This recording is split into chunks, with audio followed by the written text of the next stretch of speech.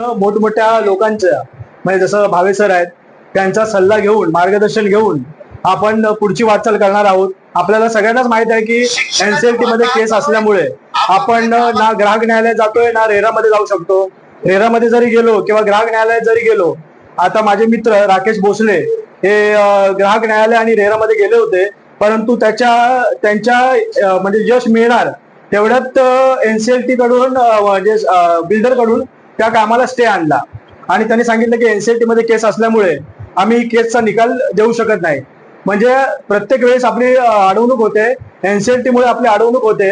त्या संदर्भात जर मार्गदर्शकांनी आपल्याला काय जर मार्ग दिला तर आपण पुढची वाटचाल करू, या उद्देशाने आम्ही तुम्हाला इथे बोलवलेलं आहे. सर भावे सर आपल्याला 2 शब्द सांगतील, मार्गदर्शन करतील. प्रथम आपण त्यांचं थोडं पुष्पगुच्छ देऊन स्वागत करूया की आमची पण ही पहिलीच वेळ आहे. सरांचं स्वागत. आणि सर आपले पोकरे सर पण आहेत तिथे, त्यांचं पण आम्ही स्वागत करतो. पोकार सर, जितेंद्र पोकार सर. बरं, तुमच्यातलं कोण शूटिंग प्रॉपर करू शकतं? आहे का कोणी? 2 जण? हो आहेत, बोलवले त्याला. पुढे या. ते त्यांचं करताय ना, ते त्यांचं करताय. अजून कोणीतरी शूटिंगला हवंय मला. करता येईल का शूटिंग? कोणालाच नाही? आने दो भाई उनको. ये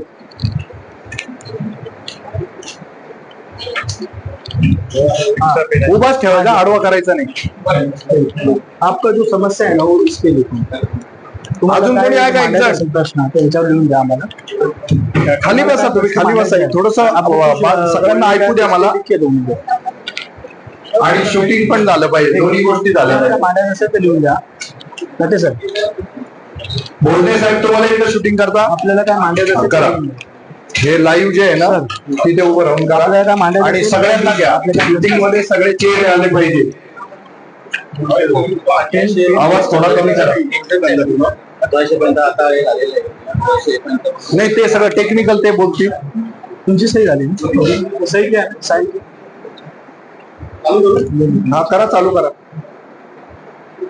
वंदे मातरम. पहिल्यांदा मी माझी ओळख करून देतो. माझं नाव जितेंद्र भावे आहे. हे बंदच करून नका. बंद कर. एक मिनिट. ते आल्यापासून खरखर आहे, काय उपयोगाचं? Hello hello hello hello hello hello hello. तर मी काय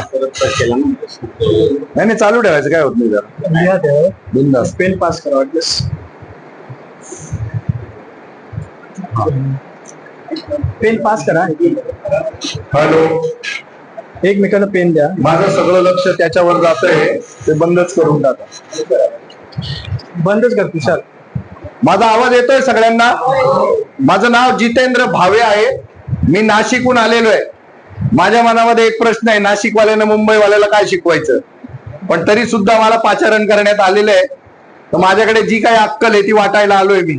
त्या अक्कलेनं जर तुमचा काही प्रश्न सुटत असला तर तो आपण प्रयोग करणार आहोत. आता 5000 लोक, माझ्या माहितीप्रमाणे 5000 नाही, 5000 लोक आहेत. 5700 लोकांचा प्रश्न आहे आणि पैकी इथे फक्त गिने चुने 20-25 लोक आलेले. तर ह्या कार्यक्रमाचा जन्म कसा झाला ते सांगतो. माझं प्रोफाईल तुमच्यापर्यंत शेअर करायला सांगितलं होतं. कोणाकोणापर्यंत माझं प्रोफाईल पोहोचलं त्यांनी हात वर करा. 5 लोकांपर्यंत प्रोफाईल जर पोहोचला असेल तर तुम्हाला तुमच्या पाहुण्याची काय किंमत कळणार सांगा बरं.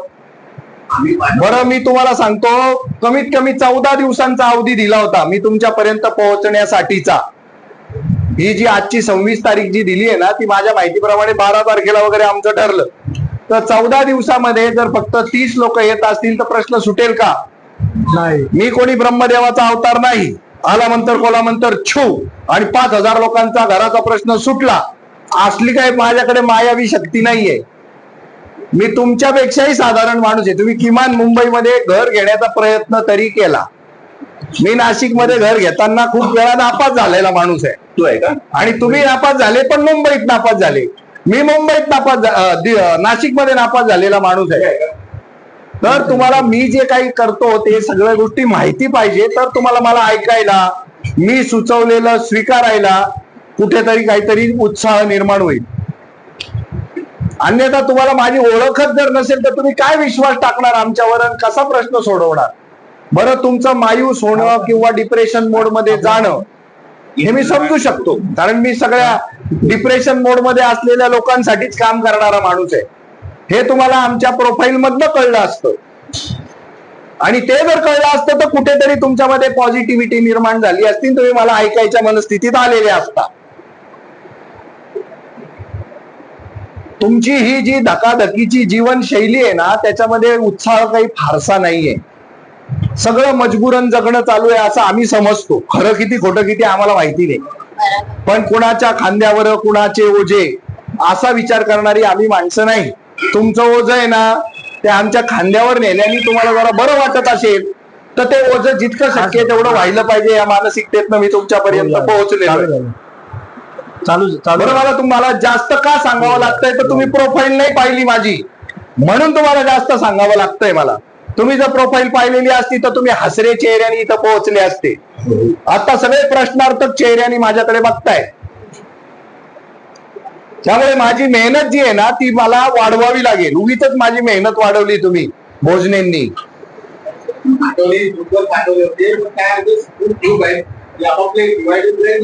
बरं, तुम्ही काय प्रयोगातले उंदीर किंवा बेडूक नाही आहात. मी अजून एक प्रयोग करील.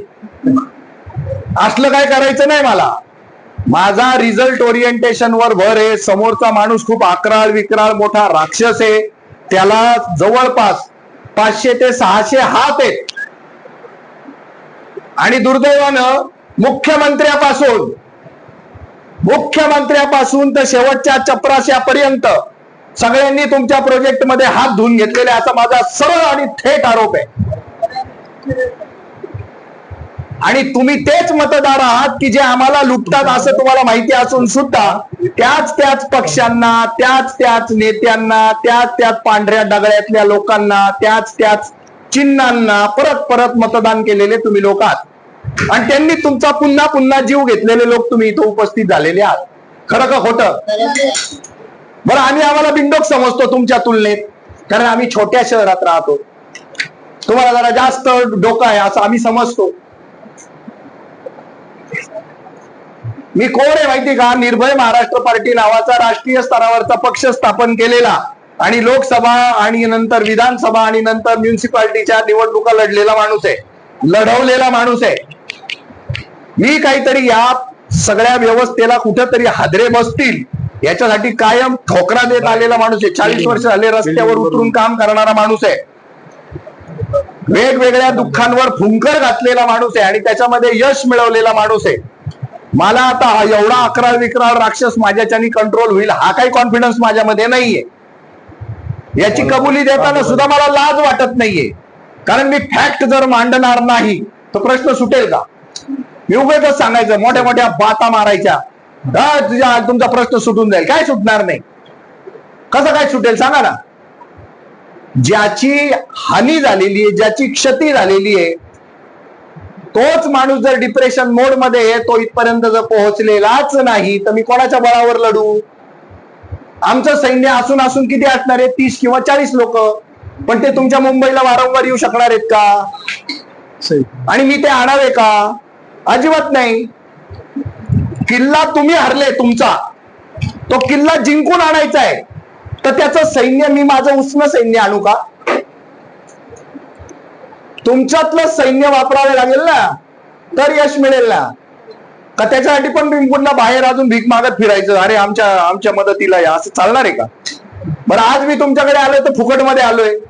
कायम फुकटमध्ये येण्याची इच्छा ठेवू नये. आम्ही येण्या जाण्याचे फक्त पैसे घेतले तुमच्याकडनं, आणि आम्ही कधीच पैसा घेत नाही, एक पैसा घेणार नाही. तुमचं फक्त तुम्हाला जर घर मिळाले ना बॉस, आम्हाला आनंद आहे. मी 58 वर्षाचा आहे, मला कुठलाही रोग नाहीये, मी कायम आनंदी आहे. केवळ फक्त देत राहतो म्हणून. पण मी जर घ्यायला सुरुवात केली ना तर मला रोग पकडणार आहे कुठला तरी. मला माहिती आहे. पण मी हे जर वाटत चाललो ना तर मी कायम निरोगी राहणार आहे. मला खूप कॉन्फिडन्स आहे. मी पहाटे आजही 3 वाजता उठतो, रात्री 10, 11, 12 वाजेपर्यंत मरतो सगळ्यांसाठी. मला काहीच प्रॉब्लेम येत नाही. तुमचा विश्वास नाही बसणार या गोष्टींवर, पण हे मी जपतोय गेली 40 वर्ष. एक वेळच जेवतोय आणि छान जपतोय, मला काहीच प्रॉब्लेम येत नाही. पण याचा फायदा तुम्हाला झाला पाहिजे म्हणून तुम्ही तुमच्यासाठी तरी उभे राहिलेले पाहिजे. तुम्ही तुमच्यासाठी जर उभे राहू शकणार नाही तर तुम्ही माझ्यासारखं इतरांसाठी काय जगू शकणार आहे? दगड नाही जमणार ते तुम्हाला. स्वतःची मदत करायला जर तुम्ही सिद्ध झालेले नसाल तर मी काही करू शकणार नाहीये. मग तुम्ही म्हणाल तू आलाच कशाला मग इथं झक मारायला? पण भेटल्याशिवाय आणि बोलल्याशिवाय प्रश्नाची तड लागत नाही. हा आहे गळू. हा तुमच्या शरीरावर आलेला गळू आहे आणि तो पिकत पण नाहीये, नुसता सुचतोय, नुसता ठस ठस ठस ठस ठस ठस ठस ठस चालू आहे. सहनही होत नाही, उठतही नाही आणि तो अशा जागेवर आलाय तर सांगता सुद्धा येत नाही. सांगितलं तर इज्जतीचं खोबरं होत आहे. सगळेजण म्हणतात काय बिंडो घ्या, अकलीचा पत्ता आहे का नाही, काय कागदपत्र पाहायचे होते का नाही, समजत नाही का? आता एवढे प्रॉब्लेम चालू आहेत, लोक ध्यानावर नाही. तुम्ही कसा काय विश्वास टाकला? लोक हसणार आहेत तुमच्यावर म्हणून तुम्ही सांगत सुद्धा नाहीये. मग मी प्रयत्न करतोय बाबा की तुम्हाला वेदना न होता हा गळू फुटला आणि सगळा पस बाहेर आला, नंतर त्याचे सेफ्टी जर होऊ नये आणि जर ते चांगले मस्त खपली धरावी, मग ती जखम छान भरावी, असं जर वाटत असेल तर तुम्हाला पुढे यावं लागेल ना साहेब. त्याच्याशिवाय कसं होईल सांगा बरं? 5,800 लोक सफरर आहे, बरोबर का? आणि त्याच्यात 58 तरी आहे का? काउंट करा बरं. स्वतः प्रभू श्रीरामाला सुद्धा वानर घेऊन जावं लागलं साहेब, त्या 11 त्या रावणावर ते आक्रमण करायला. पण तुम्ही वानर पण नाहीये. मग कसं काय? मला त्या समुद्रात जलसमाधीच घ्यावी लागेल. हा प्रयत्न जरूर आहे, पण त्या प्रयत्नाला सुद्धा काहीतरी आकार उकार असायला पाहिजे. त्याच्याशिवाय पुढे जाता येत नाही. बरं, मी कुठल्याही डिंग्या मारणार नाही, कुठली शेखी मिरवणार नाही. मी वास्तवाचं भान करून देणार आहे तुम्हाला. ऑलरेडी तुमच्या पुढे खूप प्रश्न आहे आणि हा तुम्ही अजून एक स्वतःच्या हाताने तयार केलेला मोठा प्रश्न आहे. त्याच्या मागे खोट्या प्रतिष्ठेला सुद्धा ओपन व्हायची वेळ आलेली आहे. तुमची प्रतिष्ठाच आहे ती. एक घर तुमच्याकडे एक जर असेल आणि अजून एक घ्यायचा जर तुम्ही प्रयत्न केला असेल तर ती खोटी प्रतिष्ठा आहे.